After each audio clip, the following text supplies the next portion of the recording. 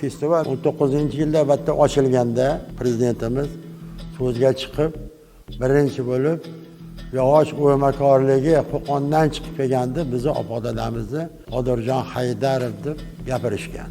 Qo'qon uslubini shunday qilib olib ketyapmizki, bobomiz qanday qilgan bo'lsalar, shu an'anani saqlab kelyapmiz xolos.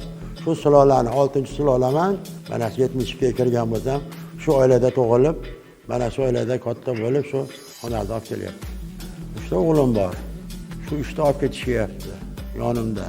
Shogirdlarimizdan bor.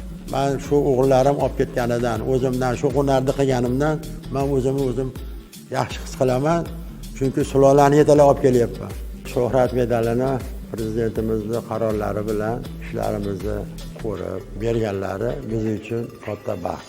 Bu degani endi Mirzo Yunus ishla degani. O'zingni ko'rsat degani. Shu ishni bajarib qo'ysangiz, dilingiz shunday yorishadigan bu holatda bu shunaqa hunar o'zi bu. Bitta ishni bajarib qo'ygansiz, ko'rib tomosha qilib, charchag'ingiz chiqib ketadi.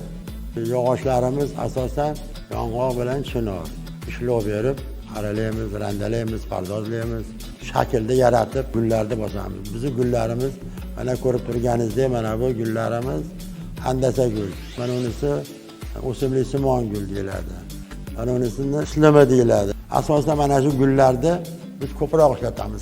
Juda turizm hozir avj olgan paytida ko'proq milliy narsa bo'layapti. Madaniyat saroylariga eshiklar, muzeylarga eshiklar, shunaqangi eshiklar ko'p talab bo'layapti. Milliyligini ko'rsatish uchun chiroyli chiqyapti. O'sha Yevropadan kelganlar ham shuni ko'rib xursand bo'lishyapti. Milliy narsani eshiklarni ko'rib, milliy ayvonlarda mana bu stol xontaxtalarimizni ko'rib, ular ham xursand bo'lyapti. Hozir aytmoqchimki, hunar boshqa shahardan ko'ra bizni Qo'qonimizda ko'proq. Do'ppi deysizmi, to'n deysizmi, alachaton hammasi, banoras, chaqchi, zargar. Juda ko'p bizni hunarmand, mana bizni Qo'qonimiz. O'shaning uchun bu Qo'qon shahrini hunarmandlar shahri deb kalitini berib ketishdi. Biz ham ma'rulamiz o'zbekligimiz uchun, O'zbekistonimiz uchun harakat qilamiz.